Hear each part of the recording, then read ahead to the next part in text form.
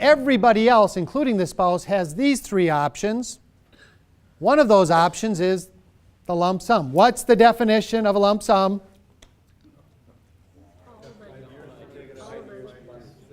Over 5 years, right. It all has to be out by the end of the 5th year following the year of death.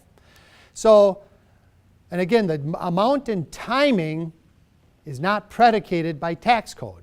It just all has to be gone by December 31st of the year, 5th year following. So, many plans do restrict non-spouses to the lump sum option only. So if you call those friendly people in Jakarta, Indonesia, and say, what are my options? And they say the lump sum, and that's true because the plan document supersedes law. In the promotion piece I said, contract or law, which wins? The contract. Contract supersedes law. The Internal Revenue Code says how far out they can reach, but they can restrict within the confines. They just can't exceed IRS guidelines, but they can constrict it. So many of them say, take your money and go. Now you have to ask yourself, why would they say that? Why would they not want to keep you as a client? Why would they not want your money? Isn't that in itself confounding? Wouldn't you think they want to keep every penny they can for as long as possible? Wouldn't you think that? What would their motive be? If you think about the averages and how much money people have, let's just say hypothetically a person dies with $50,000 in a retirement plan, and they have 5 children. Each receives $10,000. And they keep it in beneficial form that we're going to talk about next. That means they have to manage that $10,000 account for the lifetime of the child and possibly the lifetime of the next generation too. They have to do annual filings, make sure you're taking the right amount of money out, why the stamps and postage alone to send you statements is putting them in the hole, much less the liability. And believe me, we have had clients who named all of their children and grandchildren, 16 and 18 beneficiaries on a modest size account.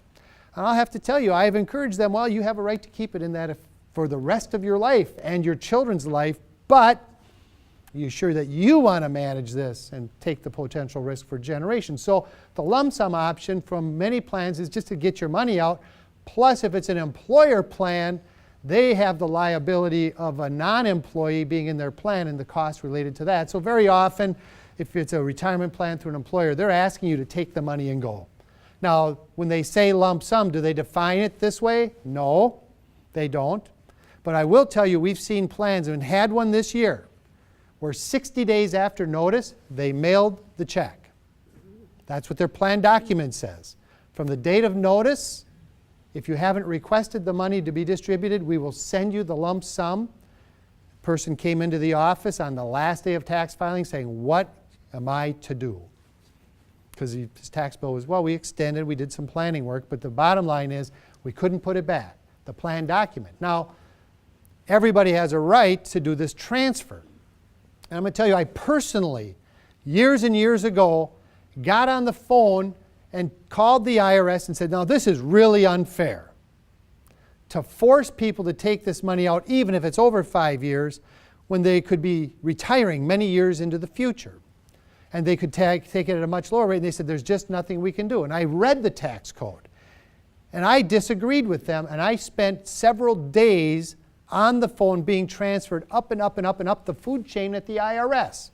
And I finally reached a person who said, you know, you might be right. Because they said a decedent cannot open a new account. True. That's true. However, the registration at the moment of death could be changed to the IRA in beneficial form for the IRA of the deceased person in beneficial form for the heir. Then a check would be cut and mailed. The IRS called me and said, make the check payable exactly this way to the custodian of the IRA of the decedent in beneficial form for the beneficiary and have it mailed to any custodian that will take it. And that's got to be 12 or 13 years ago. And we've done an awful lot of that when people came to us and said, we have no other option. We only have the lump sum. That's all they offer you. You can then move that money to a more friendly, because believe me, if it's $1 million amount, you don't want to take it out in 5 years, do you? You want to spread it out over generations. You want to find a friendly custodian. We'll get to that in more detail. So 60-day distributions. The distributions are irrevocable. Once distributed, they cannot be put back. They cannot be rolled over. Most take this as a default, but you have the right to transfer. But the people in Indonesia do not know, and often the people in Boston don't know. And often the people in Minnesota don't know. It's just people have not explored. They haven't read the documents or the tax code. You have to protect yourself. If you're inheriting, you need to look for someone to help you through this process.